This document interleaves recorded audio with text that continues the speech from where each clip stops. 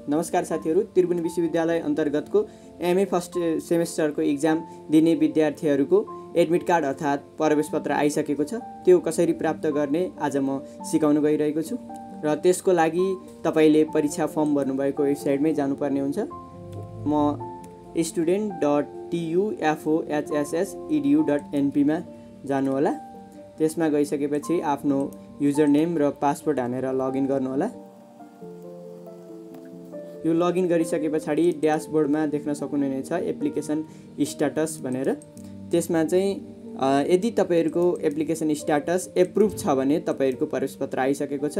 त्यसको लागि भ्यू डिटेलमा हेर्नु होला र भ्यू डिटेलमा गएर भ्यू डाउनलोड एडमिट कार्ड भनेर लेखेको छ। भ्यू एन्ड डाउनलोड एडमिट कार्डमा क्लिक गर्नु होला र यसरी तपाईहरुको प्रवेशपत्र यहाँ आइसकेको छ, प्रिन्ट गर्न सक्नुहुनेछ।